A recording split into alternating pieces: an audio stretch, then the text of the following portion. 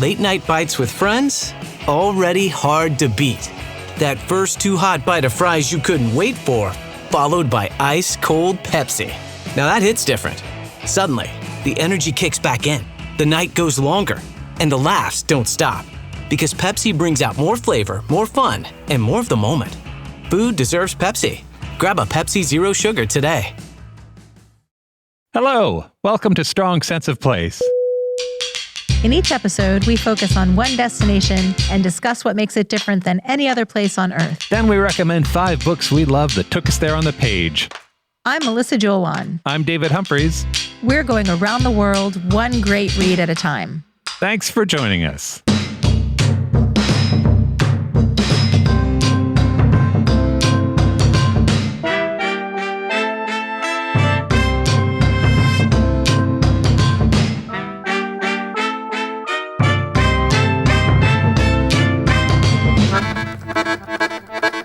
Welcome to Strong Sense of Place. Today we get curious about Denmark.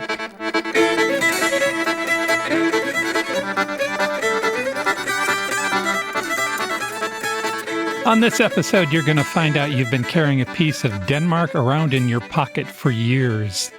And then we're going to talk about 5 books we love. I'm recommending a slim novel about Denmark's witch trials. It's one of the weirdest books I've read for this show. Maybe one of the weirdest books I've read, period. Wow. And I would happily pick it up right now and read it again. The language is so arresting, I highlighted almost the entire book. That sounds awesome. I've got a multi-generational family saga that walks the tightrope between delightful and tragic. Plus, we'll talk about why Danes are so freaking happy. But first, Mel's going to bring us up to speed with the Denmark 101. Let's get oriented. Okay. Denmark is just north of Germany. It sits between the North Sea and the Baltic Sea, with Sweden directly to the northeast. The city of Malmö in Sweden and Denmark's capital of Copenhagen are connected by the Øresund Bridge, which goes over a strait of the same name. Denmark is made up of more than 400 islands, plus Greenland, the Jutland Peninsula, you might know that as Jutland, and the Faroe Islands, which are a 40-hour ferry ride away in the far North Atlantic. I enjoy a ferry ride. That is a long ferry ride. I'm going to talk more about the Faroes later. All right. Denmark is super flat, and no part of the country is more than 30 miles from the sea. Wow. Which I find very alluring. Yeah. The 2 primary islands of Denmark are Zealand, that's where you'll find Copenhagen, and Funen. That is where Hans Christian Andersen was born. More on him later. Every blog post, travel guide, and video I consumed to learn about Denmark described it as very laid back and chill. The country routinely ranks in the top 5 happiest nations in the world. This year it's number 3, after Iceland and Finland. I've got a book that gets into the why of that. We'll be talking about that later. And it does seem quite idyllic. It's all sparkly and fresh. Water, sky, land, bright with wildflowers, colorful boats ferrying among the islands, cozy little Lego houses with grass roofs, and bicycles. So many bicycles! The first bike lane in Denmark was built in 1892 along the Esplanade in Copenhagen. Today, there are more than 744,000 bicycles in the city. That's 5 times more bikes than cars. One of the reasons that ratio is so lopsided is that cars in Denmark cost about 3 times what they cost everywhere else. Yikes. Denmark is roughly the size of the U.S. state of Maryland, which makes it the smallest Scandinavian country. But it is mighty. In the 10th century, Denmark's Vikings were out there doing Viking stuff. Sure.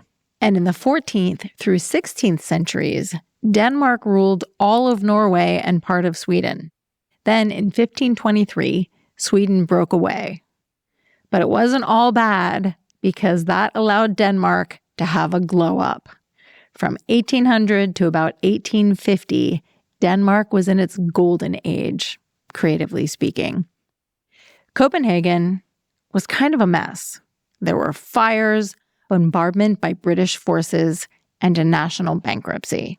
So, boo. Yeah. But bad times breed good art.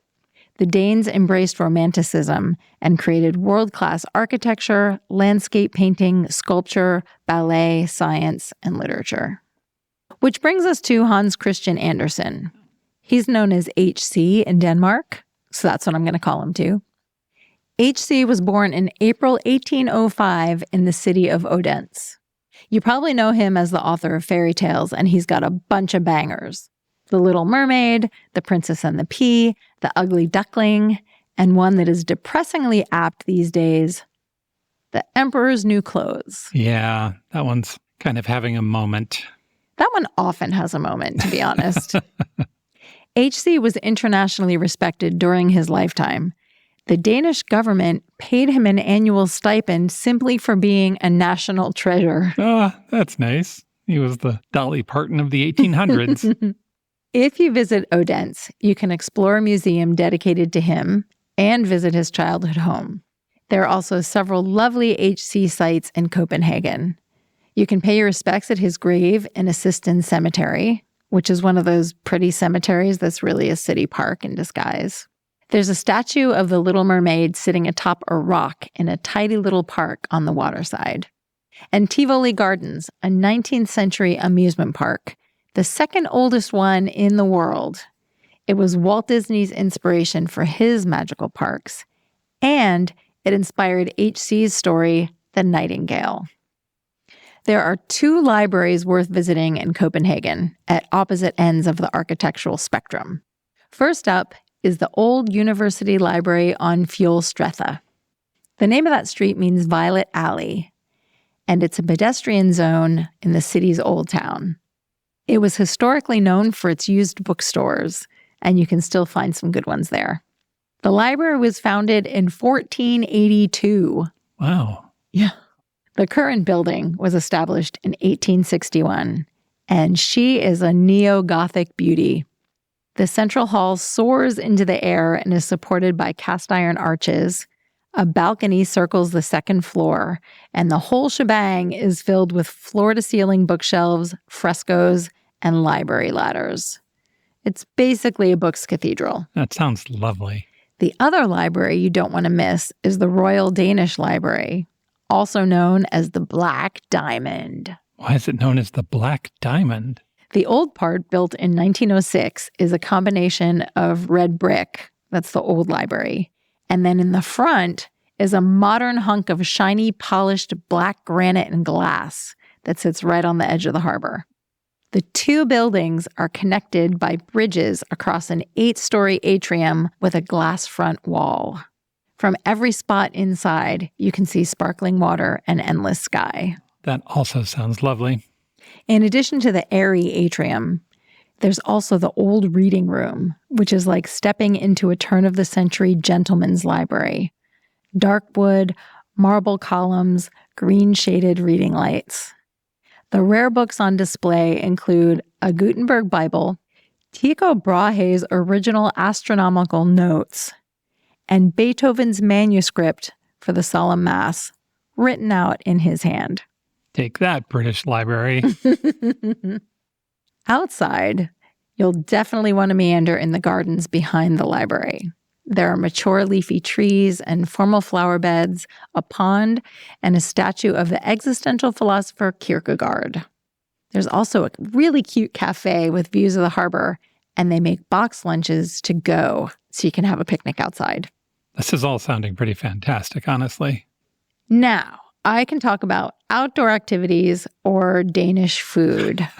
What do you want to hear about first? Let's go outside for the hike and the biking, and then maybe have a meal. I love that.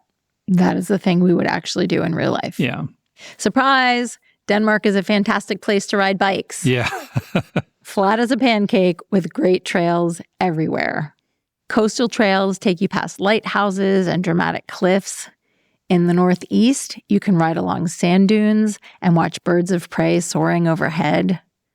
There's a panoramic forest route through Scandinavia's first dark sky park. That one is described as being particularly beginner-friendly, so just about anybody can do that one. There's also so much great hiking. The trail that grabbed me is called the Canino. It takes you on a walk all the way around an island of wild rabbits. A whole island of rabbits? Bunny Island. In a country made of islands, getting out on or in the water is pretty much an everyday occurrence. Yeah. You can take pleasure cruises, go kayaking, or head out on an oyster safari. In the mudflats of the Wadden Sea on the Jutland Peninsula, you tromp around in wellies, pluck oysters from the seabed, then roast them over a bonfire on the beach. I don't even like oysters, and I want to do that. I'm allergic to seafood, and I would think about it. Another thing that calls to me like a sea siren, wild swimming. Because there are so many islands, there's a beach for just about every kind of swimmer. And in Copenhagen, the harbor is so clean, it's one of the few world capitals where you can take a dip right in the city center. Wow. There are a bunch of harbor baths with boardwalks, buoys, diving boards, and lifeguards. So theoretically, you could go from work, have a drink, and then go for a dip Exactly on that. your way home. Mm-hmm. That's really nice. Which brings me to food. And that is not the non sequitur you might think it is. To prepare for this episode, I read the book Eat Copenhagen by Trine Hahnemann. It's a mashup of cookbook, food memoir, and travel guide. The author is a Copenhagen native, and she's lived in almost every neighborhood of the city. Her book takes you to one neighborhood at a time with tips on what and where to eat, along with her childhood recollections and recipes in case you can't get there in person. Her advice often includes just what you alluded to: coffee, pastry, and a dunk in the water. She writes, in Nordhavnen, get a coffee at Original Coffee or a pastry and a sourdough bread at Andersen and Maillard. Take your coffee and pastry, hang out on the public wooden decks, and take a swim in the refreshing water. That alone sounds like a fine reason to go to Copenhagen. I agree. Yeah. I've come to an important conclusion about traditional Danish food. What's that? Danish people eat like bears. Traditional Danish cuisine focuses on basic ingredients: meat, especially pork, potatoes, berries, things from the sea like oysters and pickled herring, and pastries. Lots and lots of pastries. There is a dazzling array of confections made from buttery pastry, marzipan, cinnamon, and fruit. Then on the savory side, there's meaty dark rye bread and open-faced sandwiches called smørbrød, which is bread topped with potato salad or shrimp salad or smoked salmon or liver pate or roast beef. The national dish is fried pork belly with boiled potatoes and creamy parsley sauce. Oh, I'm in. That sounds so comforting. Yeah. There's also roast pork with potatoes, breaded pork and veal patties, Danish meatballs, and a bacon onion sauce served with mashed potatoes, whose name I won't try to pronounce in Danish because it is quite long, but in English, it's called Burning Love. Are the Danish meatballs like the IKEA meatballs, just significantly better? They are slightly different. Yeah. I'm sure Swedes and Danes could tell the difference between the two. Now we must talk about hot dogs. Yeah. Danish hot dogs are a thing, Okay. as they are in most Scandinavian countries. Very big on hot dogs. Yeah. Danish ones are made from pork, and they're bright red in color, like flaming hot Cheetos red. Like food shouldn't be that color red. The proper way to order it is with everything, which means ketchup, spicy Danish mustard, pickled cucumbers, chopped raw onions, crispy fried onions, and Danish remoulade. That is a sauce made with mayo, chopped pickles, capers, and a smidge of curry powder. So you're getting a whole meal with your hot dog. You are. And I have to say that eating a hot dog with mayo in Norway changed my life. Yeah. Didn't know that was a thing that should happen. Wow. Mind blown. So good. And now I have a near overpowering lust for a Danish hot dog. We also had a hot dog in Iceland that I Yes. I think some kind of Scandinavian tour where you hit all of the hot dog places wouldn't be a bad idea. New life dream unlocked. Yeah. Stupid amount of money to just travel around Scandinavia eating hot dogs. Agree. I would be remiss if I didn't mention that Copenhagen is also ground zero for new Nordic cuisine. Okay. Creative restaurants like Noma, Alchemist, and Geranium are using hyper-local and seasonal ingredients for meals that are both theater and sustenance. They're combining art and science in the kitchen. What are some examples of the new Nordic cuisine? I feel like you're not going to like these.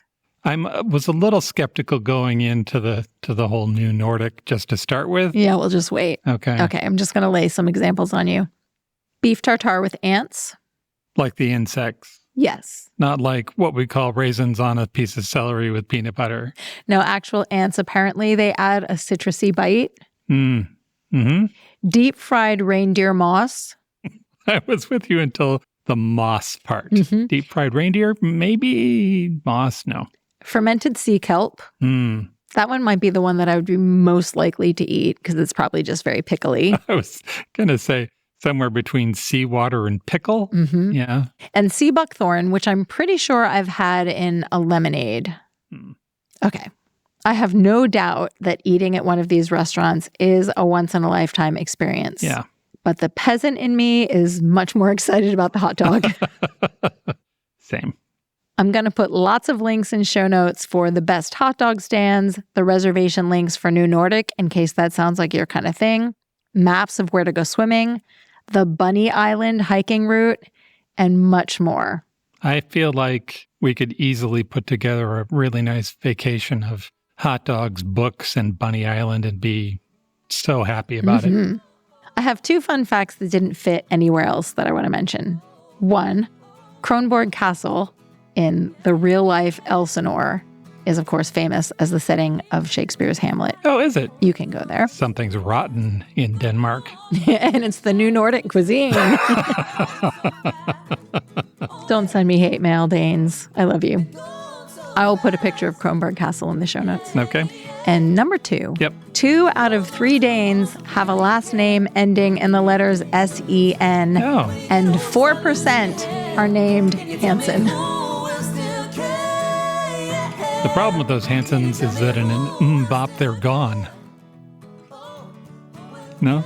I got nothing. Nothing? All right. That's the Denmark 101. Are you ready for 2 truths and a lie? I will do my best. All right. 2 of these statements are true, 1 is not. Mel doesn't know which one is the lie. Statement number 1, Danishes aren't Danish. Those delicious baked goods that most people call Danishes, not Danish. 2, USB, the standard for data transmission and power delivery, is a 3-letter Danish acronym. Statement number 3, a Danish man once released himself from being buried alive in an Arctic blizzard by carving his way out with a tool made from his own frozen poop.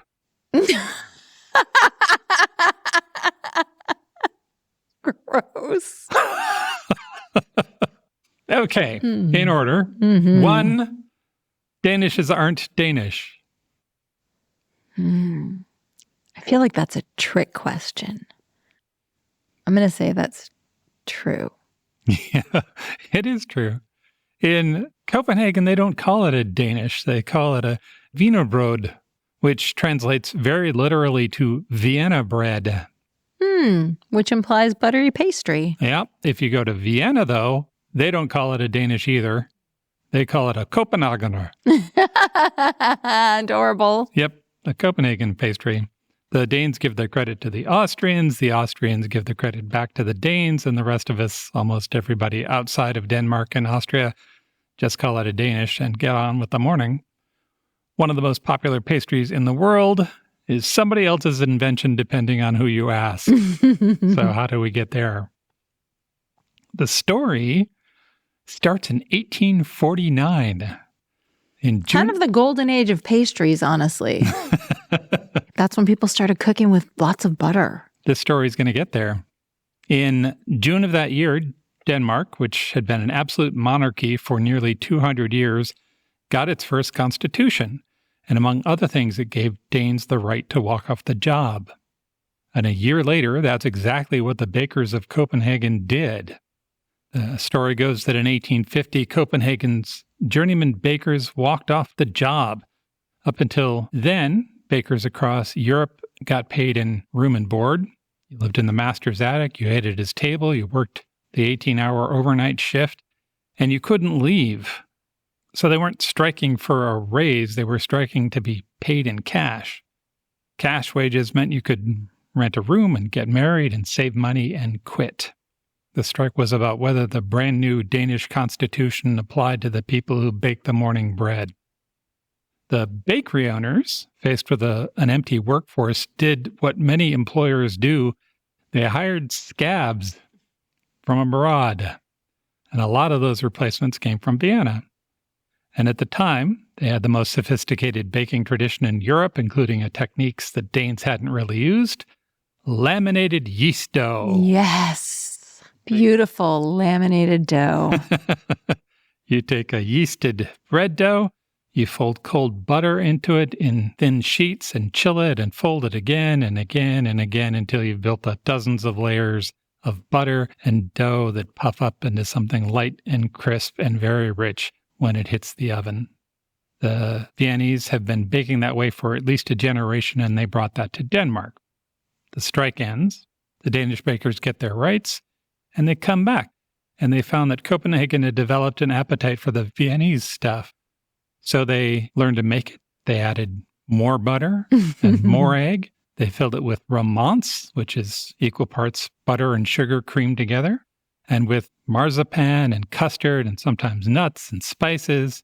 They made it sweeter and richer than the Viennese original, and they gave the result a name that pointed back across the map to the city it had come from. That's so nice. Yeah.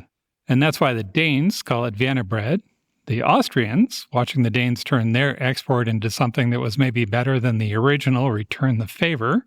They call the Danish version Copenhagener Plunder, or literally loot from Copenhagen.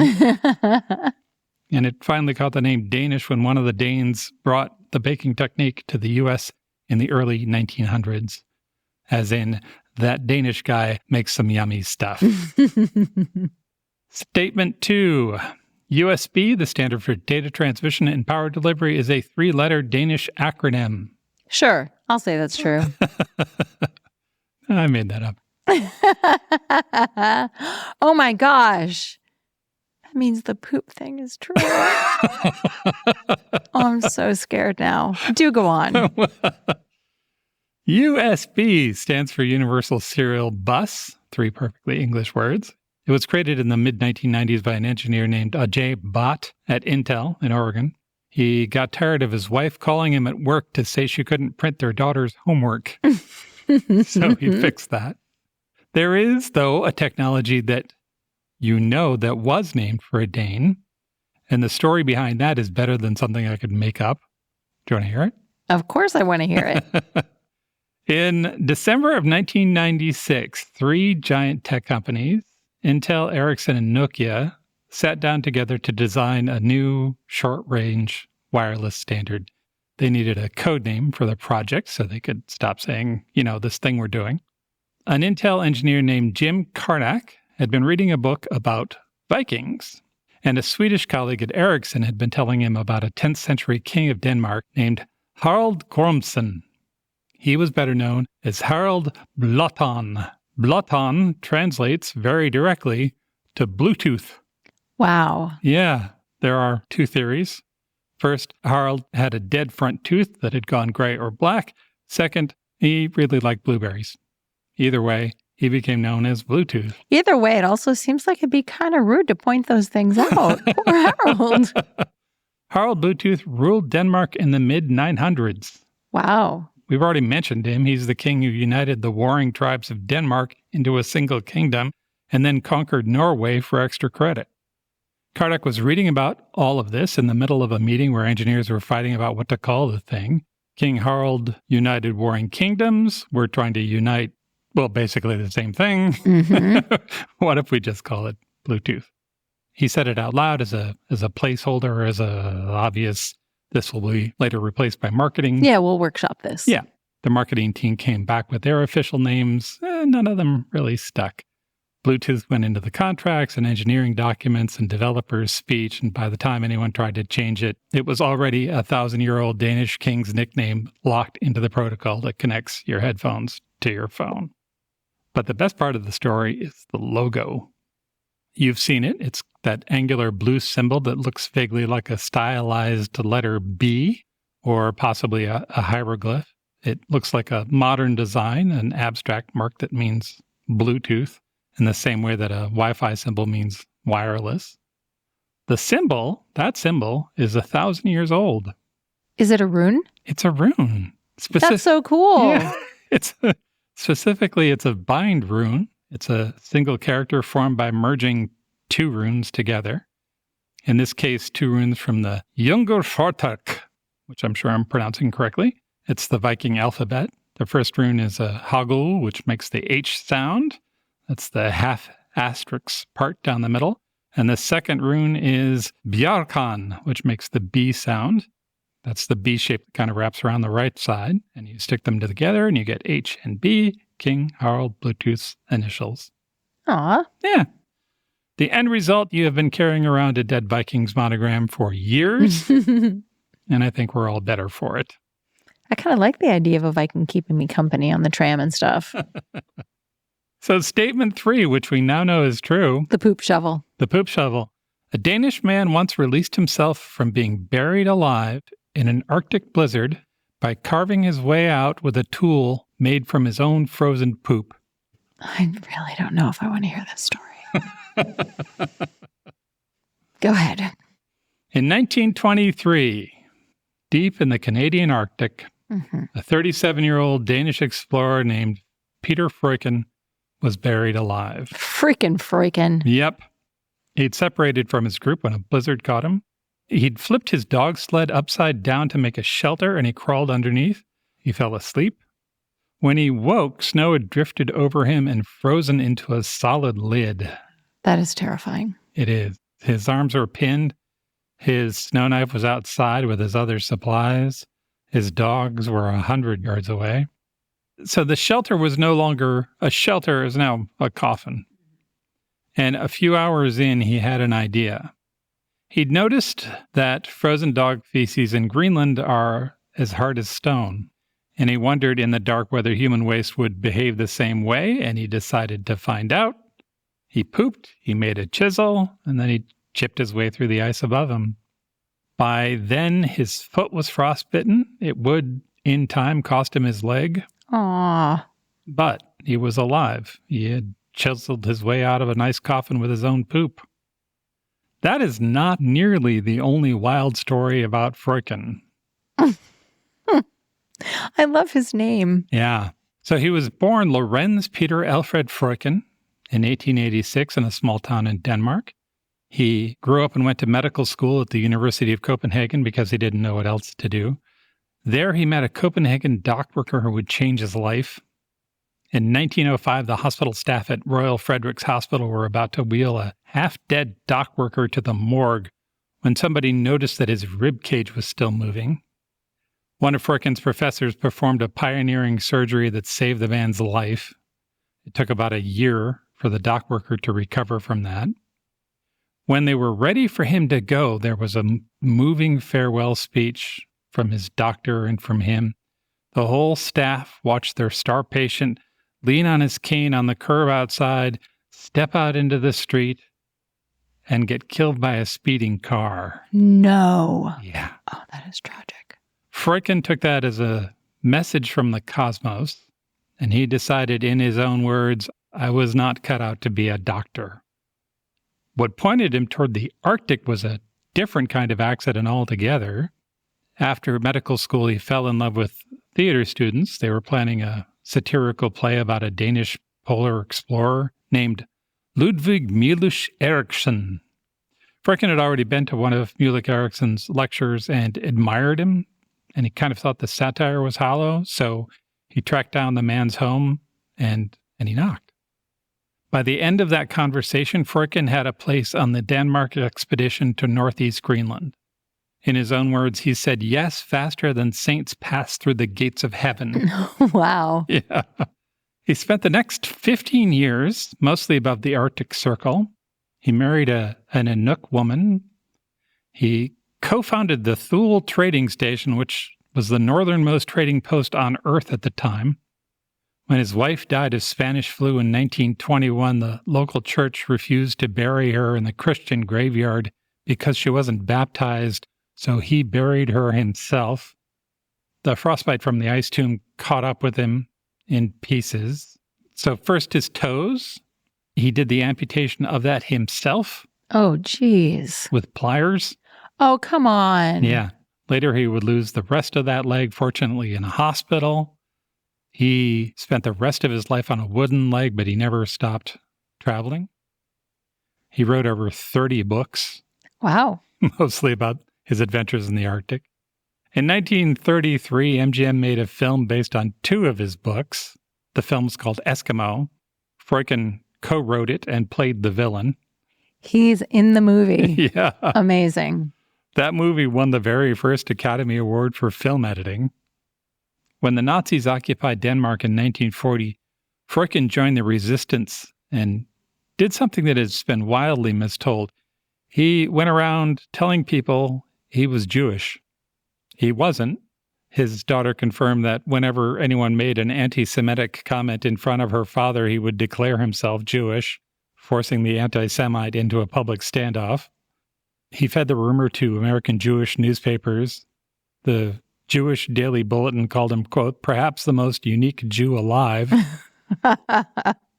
In 1944, he was arrested for being part of a resistance plot to break wounded American POWs out of a Danish hospital. He spent 3 days in a Nazi prison. The popular version has him sentenced to death and pulling off a heroic escape. But according to his biographer, Freuchen invented that for his American memoirs because he was embarrassed by what actually happened. What actually happened was that his younger brother pulled some strings. His younger brother knew an MGM executive who knew a friend of a Gestapo chief. Words were said, and Freuchen was released along with 9 other inmates. Holy cow. After his release, though, he was smuggled out of Denmark hidden inside of a wooden shipping crate aboard a freighter that passed German patrol boats in Swedish waters. Last act of his life. In 1956, at the age of 70, with 1 leg, a huge beard, and a lifetime of stories, Peter Freuchen went on the American TV quiz show The $64,000 Question. At the time, the show was the most watched program in the United States. It was bigger than I Love Lucy. Freuchen's category was the 7 Seas, and he won the top prize, $64,000, which at the time was 20 times the annual salary of an American. So he'd spent 15 years above the Arctic Circle. He'd lost his leg to it. He'd made his name from it. He'd married into it. But there was one thing he had never done. He had never stood on the North Pole. In the summer of 1957, a broadcaster named Lowell Thomas finally offered to take him along on a flight to do just that. On the 2nd of September, the group landed at the Elmendorf Air Force Base in Anchorage on their way north. The crowds at the base recognized Freuchen from the game show, not from anything he'd done as an explorer. He cheerfully signed autographs, and they climbed the steps to the officers' quarters. At about 5:30 in the afternoon, Lowell Thomas and another explorer in the party heard a muffled thump from upstairs. They found Freuchen sprawled across the floor of his room. He had had a massive coronary. He was 71. Oh, no. Yeah. His ashes were scattered over Thule, the place that had made him. I'm going to leave the close to his biographer, Minton Buehler. He writes that in the United States, Freuchen's obituaries, quote, often said that Freuchen, winner of the $64,000 question, also happened to be a polar explorer. He'd founded the northernmost trading post on Earth and married into the Inuit. He'd carved his way out of an ice tomb with his own waste. He'd lost his leg to the Arctic, declared himself Jewish for solidarity, escaped the Nazis in a shipping crate, and been the heart of a movie that won an Academy Award. And the world remembered him for going on a quiz show. If you are interested in more about his life, 2023's Wanderlust by Reed Mittenbuehler is the place to go. That is Two Truths and a Lie. Starting or growing your own business can be intimidating and lonely at times. Your to-do list may feel endless with new tasks, and lists can easily begin to overrun your life. So finding the right tool that not only helps you out, but simplifies everything as a built-in business partner can be a game changer. For millions of businesses, that tool is Shopify. Shopify is the commerce platform behind millions of businesses around the world and 10% of all e-commerce in the US. From household names like Gymshark, Rare Beauty, and Heinz, to brands just getting started. Shopify has hundreds of ready-to-use templates that can help you build a beautiful online store that matches your brand's style. And you can tackle all the important tasks in one place, from inventory to payments to analytics and more. No need to save multiple websites or try to figure out what platform is hosting the tool that you need. And if people haven't heard about your brand, you can get the word out like you have a marketing team behind you, with easy-to-run email and social media campaigns to reach customers wherever they're scrolling or strolling. Start your business today with the industry's best business partner, Shopify, and start hearing. Sign up for your $1 per month trial today at shopify.com/realm. Go to shopify.com/realm. That's shopify.com/realm.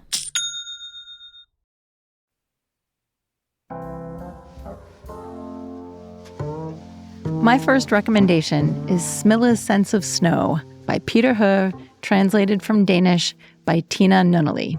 I think you've read this book 3 times. I have read this book 3 times. And I think the first one was maybe 25 years ago, and you told me about it, and I was like, oh, I should read that. Have you read it yet? No. This book was first published in 1992. Yep. I read it shortly thereafter, I'm sure. And I think it's fair to call it a modern classic. It was a runaway bestseller at the time. It was eventually translated into 25 languages, including Indonesian, Polish, and Portuguese. The estimate is that it sold at least 1 million copies. That's not too bad for a brainy thriller that's set in 2 physically and metaphorically chilly places, Copenhagen and Greenland. The story has a heartbreaking crime at its center, and Smilla is our prickly heroine who is far more comfortable with mathematics and snow than she is with people. Smilla. She is a wonder. She's half Danish, half Inuit, and spent her childhood in Greenland. But now, she's a chic, well-dressed city girl with sharp edges. She's very sarcastic, more than a little depressed, and she chafes against any kind of authority. She's also an expert at reading ice and snow. She sounds like she'd be friends with Lisbeth Salander from Girl with the Dragon Tattoo. They would either be besties or they would hate each other because they're cut from the same cloth. Yeah. Smilla's life experiences, including a beloved but now dead mother and a very wealthy estranged father, have led her to being extremely self-contained. Introversion may be her defining characteristic. She says at one point, "I feel the same way about solitude as some people feel about the blessing of the church. It's the light of grace for me. Never do I close my door behind me without being conscious that I am carrying out an act of charity towards myself." Can relate. When I say I felt that in my bones. Yeah. But her neighbor Isaiah, a 6-year-old Inuit boy, has made significant cracks in her icy outer crust.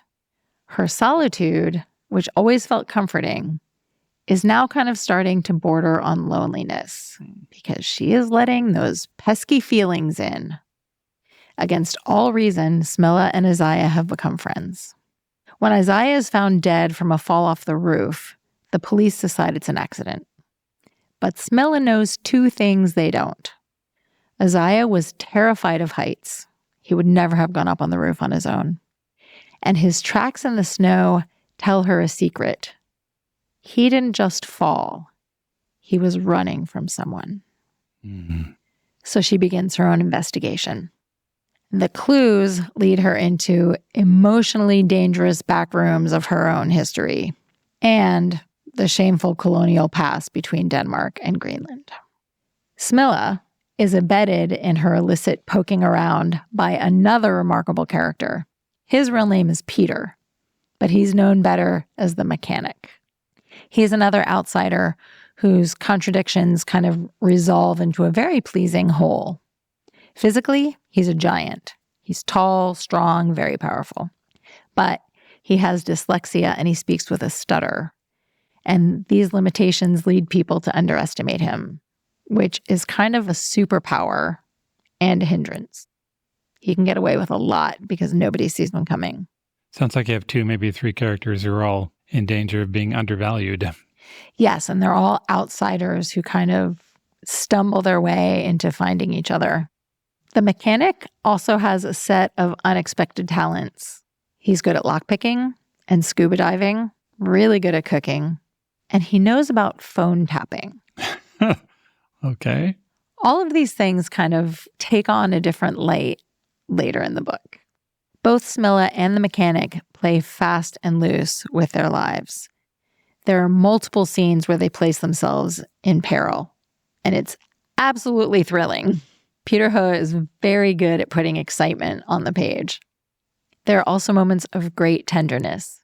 We see Smilla's relationship with the little boy Isaiah in flashbacks, and we watch as she and the mechanic kind of expose their vulnerable underbellies to each other and then quickly retreat because the closeness is too much. Yeah. As you said, I read this book twice before. My takeaway from both of those readings was that I really enjoyed spending time with Smilla, and I was very taken with the will they or won't they love story between Smilla and the mechanic. This time, I wanted to read it through the lens of understanding Denmark, and it really delivered. It's easy to get dazzled by the thriller elements. There's a lot to unpack here about Copenhagen and Denmark's colonial relationship with Greenland and how those things affect people's relationships on a real level. The story begins in Copenhagen, so we explore the waterfront and we travel through different neighborhoods with Smilla, and then the action moves to a ship crossing the North Atlantic to Greenland.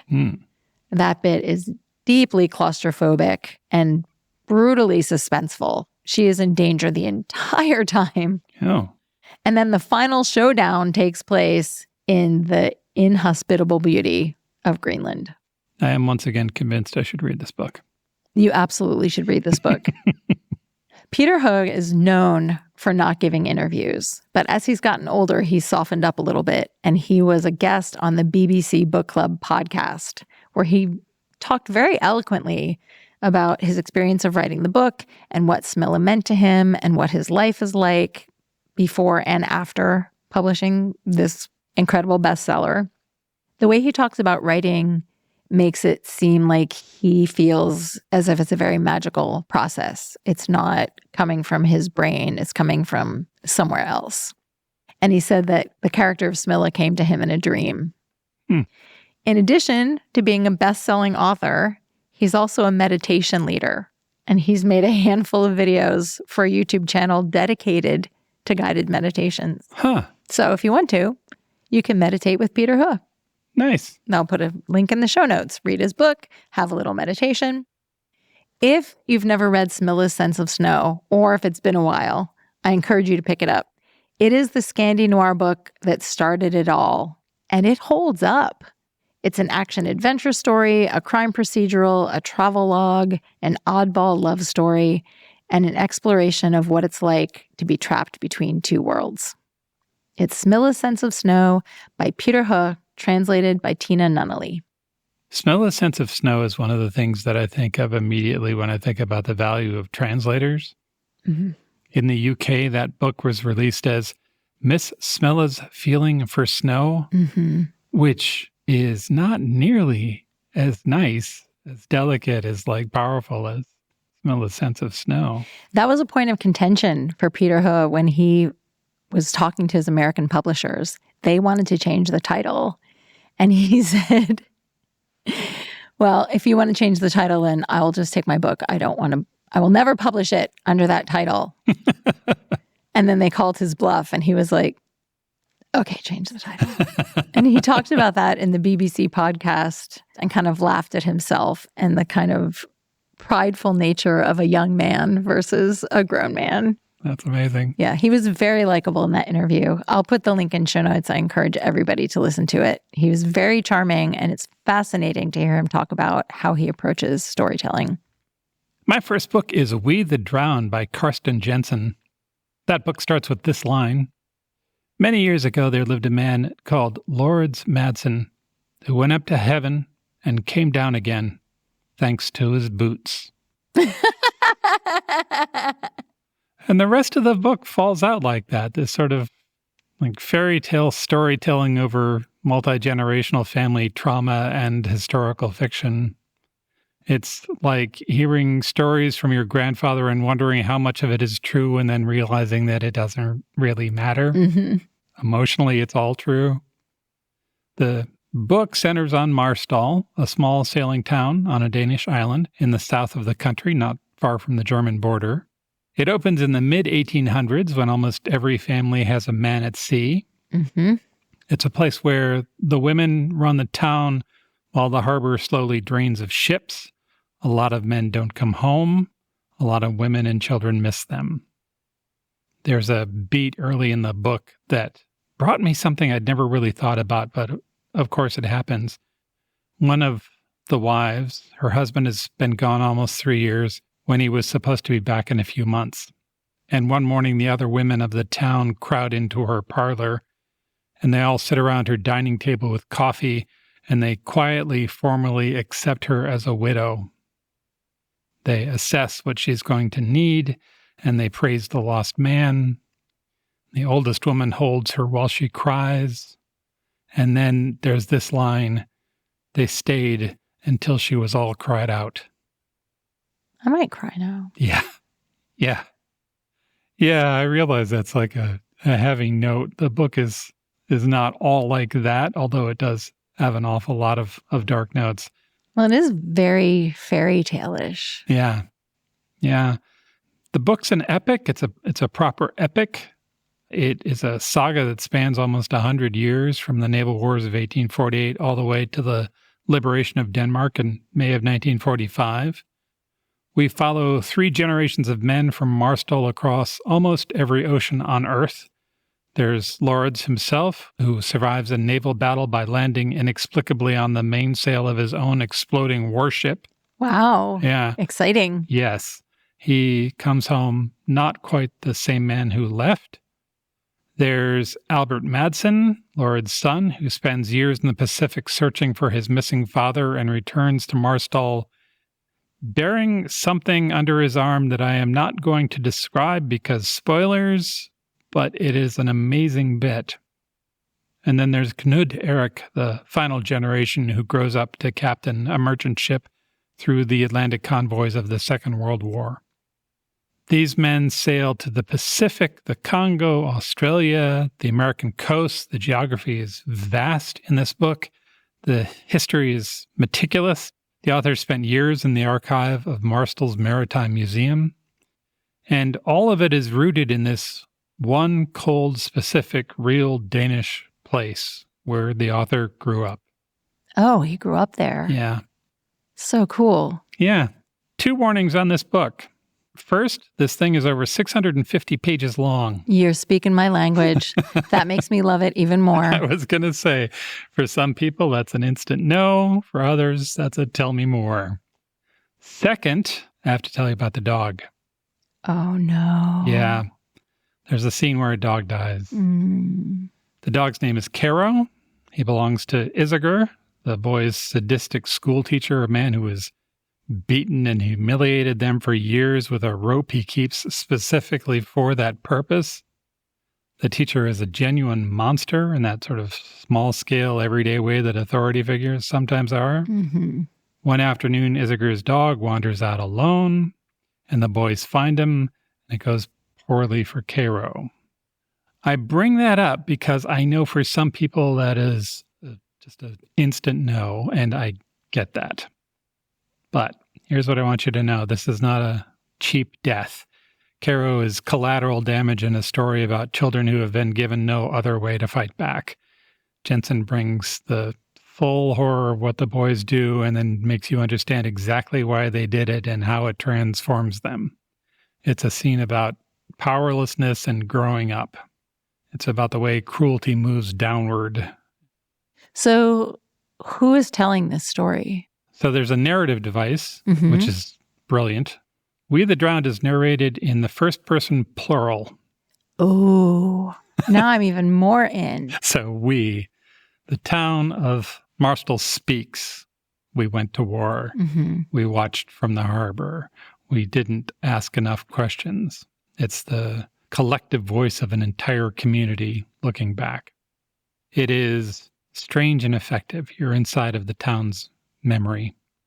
Jensen shifts the focus constantly. Sometimes we are the boys together. Sometimes it's the whole town watching from the wharf. Sometimes it's the widows waiting for news. And it never quite settles, but it worked for me.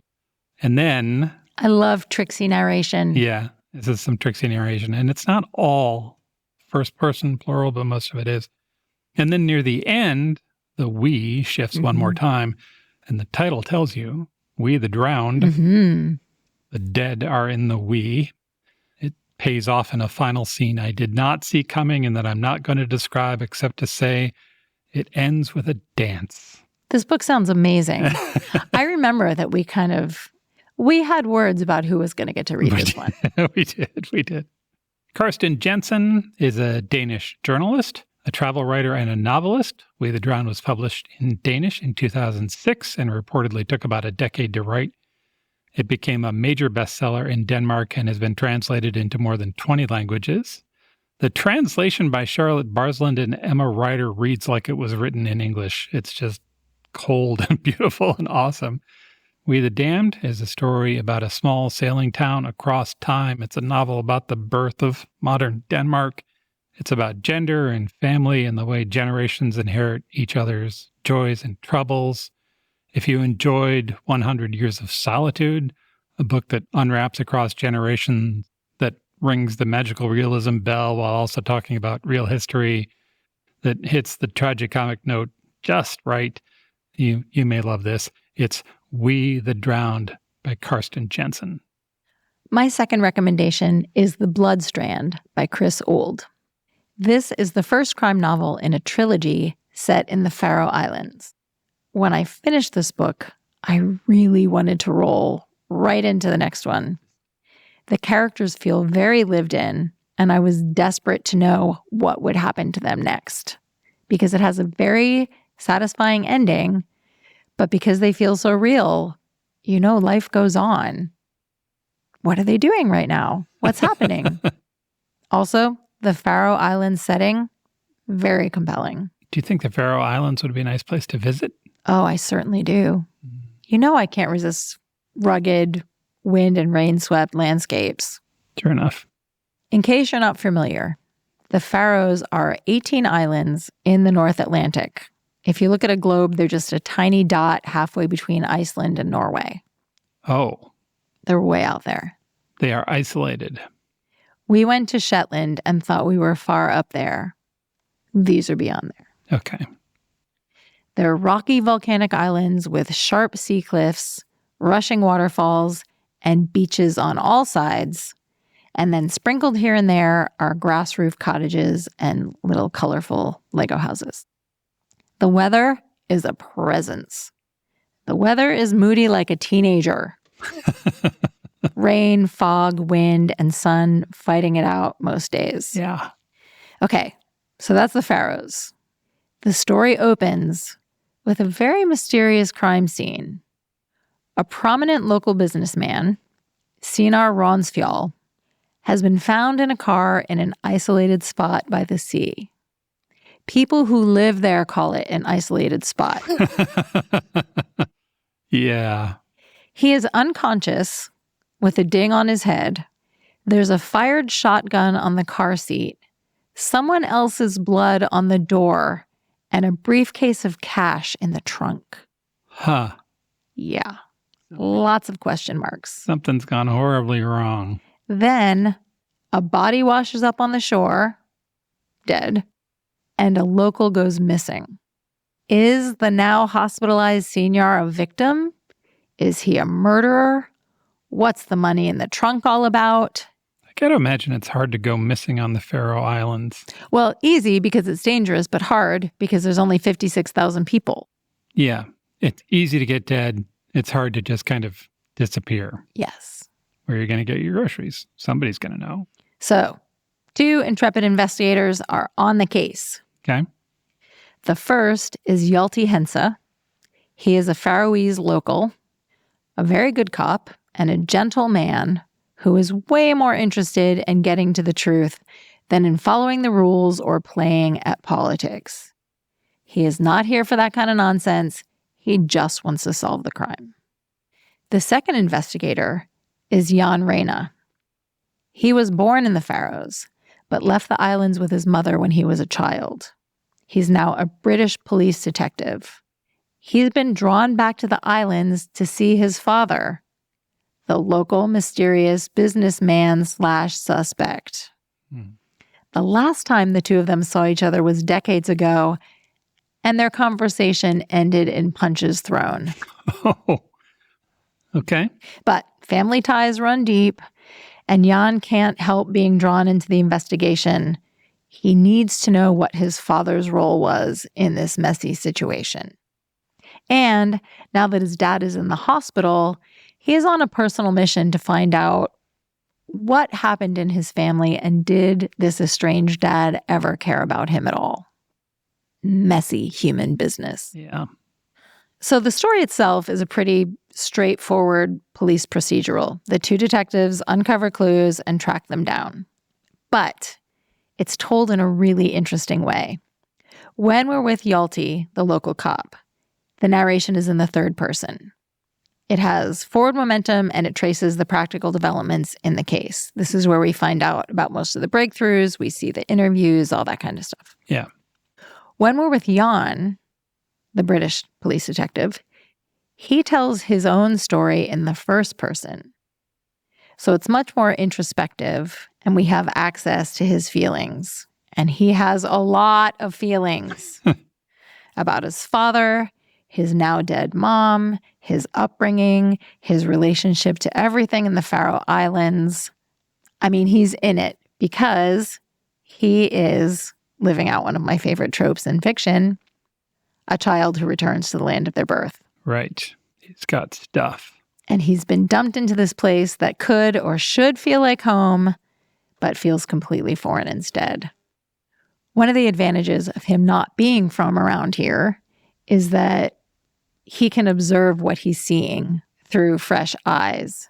And so we get to see it that way too.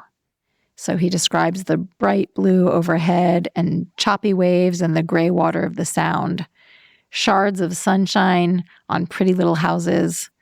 And then he says something like, I wondered what living in this place did to your sense of personal meaning and importance. Did the overwhelming vastness press down on you, on your soul, or did it make you expand against it? I think this is a family reckoning story hiding inside a police procedural. It sounds like it.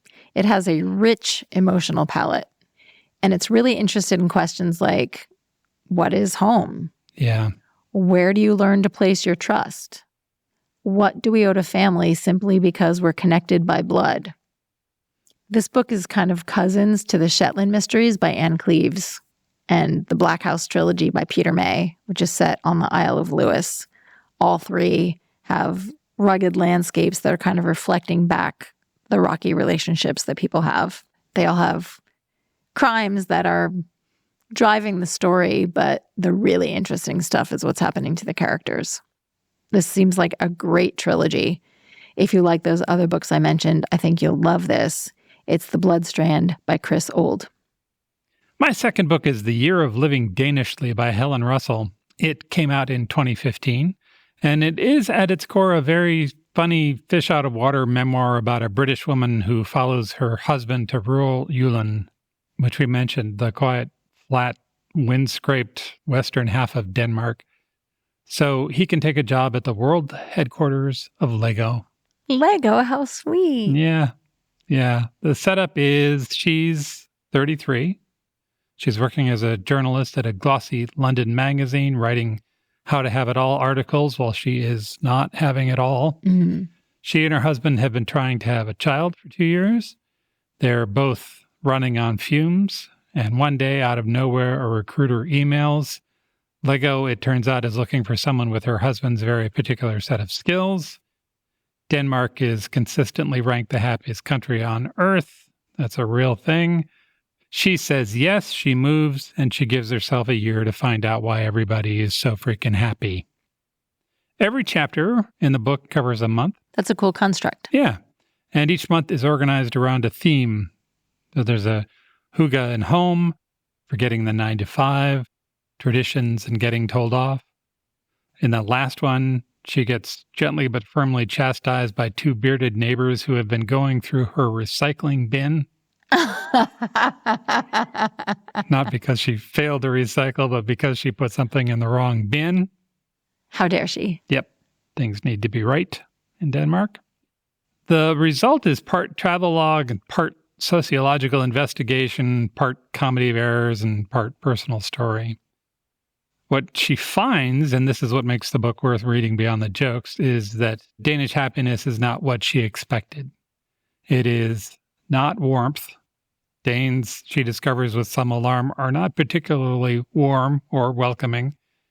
They're blunt. They hibernate all winter. If you're new to town, they will more or less ignore you until spring. But they are deeply structurally content in a way that feels unfair the more you learn about it. The welfare system that covers education and healthcare means the baseline anxiety that most of us carry just is not there in the same way. Imagine not having to worry so much about education, employment, healthcare, the costs of getting old. Imagine living in a society where people trust their neighbors. Small shifts in the baseline, and they have enormous repercussions throughout the whole system. In the book, Russell talks to an official who tells her that 70% of Danes say most people can be trusted. And Russell writes, I didn't trust 70% of my extended family. So people leave their baby prams unattended outside cafes. They leave their bikes unlocked. On a larger scale, the Danes have a defense budget so small they can't defend themselves, but their relationships with their neighbors are so good they don't believe they'll ever need to. Because education is effectively free and there's a social safety net for the unemployed, people change careers all the time. Russell meets a yoga teacher who used to be a political spin doctor in Copenhagen until her hair started falling out from stress, and she quit her job the following week. Nobody competes to stay late at the office. Her husband has colleagues who clear their desks by 3 p.m. to pick up their kids from school. Every Friday, somebody bakes rolls for the office and they all eat together. There's a Lego company band. Nobody rolls their eyes at the Lego company band. They do a song about key performance indicators set to the tune of Mamma Mia, and everybody's into it. The Danes are the first country in the world to have a Ministry of Environment. It was established in 1971. Good for them. Yeah. Russell writes, at a time when most countries are reneging on their environmental promises, Danes are setting themselves tougher and tougher targets, and they're on course to meet them. Danes pay the highest taxes in the developed world, and they wouldn't have it any other way because they trust where the money is going. Mm-hmm. There's a quote in the book from a researcher, life's so much easier when you can trust people. And then there's the hygge, the untranslatable Danish concept of coziness and together that by 2015 was just starting to reach the rest of the world. Hygge isn't a design aesthetic, it is a practice. It's the specific feeling of being warm inside when it's cold outside, in good company, with nowhere you need to be. Danes are committed to it. The winter darkness, which is biblical and hard for me to imagine surviving, becomes bearable because you build a life that accounts for it. You light candles, you make soup, you stay cozy. The book also gets into territory that is not what you'd find in a conventional travel guide. There's a chapter on Danish attitudes on animals. It includes the public euthanizing and subsequent public dissection of a giraffe named Marius. His death was watched by crowds of enthusiastic Danish schoolchildren and their parents. Russell was appalled by that. But the Danes she talks to are baffled by her emotional state. Like, animals die, and if you can't handle that, maybe don't eat meat. And that gap, the sort of genuine reoccurring culture shock, is where the book is both the funniest and the most honest. She's never smug about her attitude, and she doesn't pretend to have cracked the code on the Danes. And then the personal story catches up with the cultural investigation. Something shifts, and Denmark, it turns out, might be exactly where they need to be. Helen Russell went on to write several more books exploring happiness in place, including The Atlas of Happiness in 2018 and How to Be Sad in 2021. She also wrote a book about childcare called How to Raise a Viking. That may be a bit of a spoiler for this book. Russell writes from Jutland to this day. The Year of Living Danishly is a book for anyone who's ever looked at their life and thought, there has to be a better setup than this. It's funny, it's honest, and it left me a big fan of Denmark, which for us is about the best thing a book can do. This is The Year of Living Danishly by Helen Russell. My final recommendation is The Wax Child by Olga Ron, translated from Danish by Martin Aiken. This little book, it's just 176 pages, is a combination of historical fiction and Gothic fairy tale where the witches are real. Whoa. Even though I loved it, I didn't think I would include it in the show. What happened? It's quite weird, and I wasn't sure if anyone else would like it, but I kept thinking about it. But then you thought about the people who listen to our show and you were like, maybe. No. I told all of my friends about it in great detail, and all of them were like, you keep talking about this book, you should probably put it in your show. Yeah. So here we are. It will not be for everybody, but if it sounds even remotely appealing to you, I wholeheartedly encourage you to give it a go. The story is set in 1620, and it's based on a notorious real-life witch trial in northern Denmark. The places and people mentioned in the book are real, so it's a rewarding reading and Googling experience. By now, we're all familiar with the shape of a witch trial narrative. Terrible men, unhinged stories of maybe supernatural happenings, imagined grievances that lead to real betrayals, innocent women who inexplicably confess to being witches, predetermined verdicts, and finally, death sentences. That is your standard witch trial story, and this book doesn't waver from that. But it's like nothing else that I've ever read. To start, it's narrated by a puppet. A puppet? A puppet. A small wax doll used in folk magic to cast spells and to assist its maker. Wow. We've talked about strange narrators before. That's one of the strangest. I love a non-human narrator. Yeah. And I think the first sentence is, I'm a doll made of beeswax. The story begins at a manor house, a real manor house, Nagabula Manor in southern Funen. Funen is a lush green island in the center of Denmark. Odense, the city where H.C. was born, is on Funen. The manor is the home of noblewoman Christine Krukow. She is a real person. She had smarts and status. She understood herbs and women's bodies, especially in childbirth.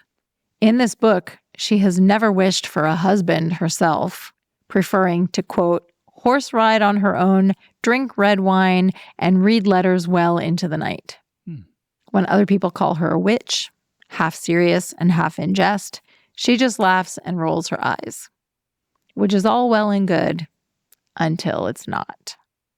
In the real world of 17th century Denmark, and in this book, King Christian IV felt compelled to honor his piety and what he considered his royal duty to enforce moral purity. In 1617, he enacted the Ordinance Concerning Witches and Their Accomplices, also known as the Sorcery Decree. The law banned all forms of magic, benevolent and malevolent, which meant things like midwifery were very suspect. Yeah. And it legally obligated citizens to rat each other out. Yikes. So governors throughout the country went on the hunt. Between 1617 and 1625, an accused witch was burned every 5 days in Denmark. That's horrific. It is horrific. So Christens, known for her healing powers, falls under suspicion, but she's a noble woman. So this is really unusual. And for a while, she kind of skates by. Yeah. But she's blamed for miscarriages and mysterious deaths. And her case isn't helped by the fact she surrounds herself with kind of a loose family of other women. They do gather and dance and sing, and they do cast spells, but it's all meant to help other people. Yeah. When she and her friends are swept up in the net of the sorcery decree, only the poppet remains to speak for her. The poppet unspools this story of the trials in sensory fragments that drift into the realm of poetry and then kind of clamber back to sharp, detailed storytelling. For example, the poppet describes a room whose smell is like the inside of a letter. And I don't know what that means, but I know what it means. Yeah. The poppet can smell colors and hear stories told by the dirt or a candlestick. She knows what the king is doing from a single drop of ink from his quill. The king, she says, smells of hidden blood. The poppet is fascinating as a narrator because she's innocent as a newborn, but she's also a timeless being that sees everything that happens throughout history and watches as the world is turning toward modernity. I want to read you a little passage just to get a sense of what this prose is like. Right. The year passed, and the years passed. I saw the rising of realms, the founding of states, the centralizations of power. I saw the clouds hasten by. I saw the great black tongues of oil advance as the fern from the soil puts out its feelers. I saw hands be raised and clench into fists. I saw knives gleam, children play. I saw steam locomotives, the smallest particles split and exploded. I lay in the ground, and from there, at certain times of the month, I could observe the brilliant moon. So as she's narrating, you're kind of moving through time in different ways, and sometimes you're seeing directly what Christens is doing and what's happening to the other women, and then sometimes it gets like a little metaphorical. Yeah. And through that, the story of the witch trials kind of seeps into your consciousness. It's like you're falling under a spell, really, when you're reading it. It sounds a little like you're dreaming the story. Yes. Yes, that is an accurate description. The book was longlisted for this year's International Booker Prize. And the author, Olga Ron, said in an interview with them that as a child, she was convinced she was a witch. Whoa, really? She taught herself to read and write runes. Mm-hmm. She made an altar. Then as an adult, she studied the witch trials. She made visual art. She did radio programs. She wrote a play about witches. But she was reluctant to write a historical novel. And then in her research, she learned about a poppet and realized that was her in to telling this story. Her book combines Nordic folklore, 17th century letters, court transcripts, and other tidbits that she found in archives. And one of the things I really loved is that the poppet storytelling is interrupted by spells from actual grimoires kept at the Royal Danish Library in Copenhagen. Oh, that's great. Do you want to hear one? Sure. Take the water from the eye of a stallion that has not yet been led to a mare, and with it wet your own eyes. Then all can be seen that would otherwise be unseeable. As I was reviewing my notes to prepare to talk about it today, I again, fell under the spell of this book. I say this with a heavy heart. The themes in this book are relevant to this day here in 2026. 400 plus years since the witch trial that ended Christian's life. The book is The Wax Child by Olga Ron, with a gorgeous translation by Martin Aitken. Those are 5 books we love set in Denmark. If you've got a favorite we forgot to mention or have a Danish story you need to tell somebody, come and crash our after party on Patreon. Every episode, a bunch of awesome readers just like you hang out with us to share what we missed and swap stories and generally make us look smarter than we actually are. It's just $3 a month to join the fun, and you'll be keeping the podcast running while you're at it. Your chair is waiting. Visit our show notes at strongsenseofplace.com for links and details. I have such good stuff this time. I mentioned when I was talking about The Wax Child that the author of that book wrote a play. It was called Hex, and it premiered at the Royal Danish Theatre in 2023. I found a video trailer of that show and a bunch of still photos, and it looks glorious.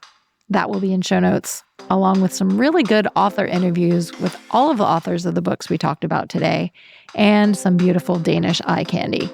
We'll also have a picture of Peter Freuchen that you have to see, the guy that I talked about in Two Truths and a Lie. There's a fantastic picture of him, all 6 foot plus of him in this huge fur coat with his third wife, who's a fashion designer. It is an image you will never be able to forget.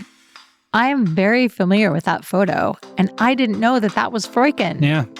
When worlds collide. Mel, where are we headed to on our next episode? By request, we are heading down under to Australia. Thanks for listening, and we'll talk to you soon.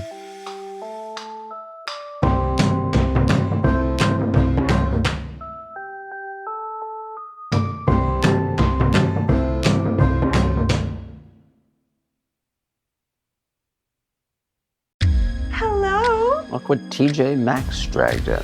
The Devil Wears Prada 2 is now streaming on Disney Plus and Hulu. We are digital, we are downloadable, we are streamable. The fashion event of the year is certified fresh. Pull yourself together, we have work to do. Critics say it's smart and witty and the perfect sequel.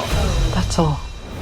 Get runway ready for The Devil Wears Prada 2 on Disney Plus and Hulu. Rated PG-13.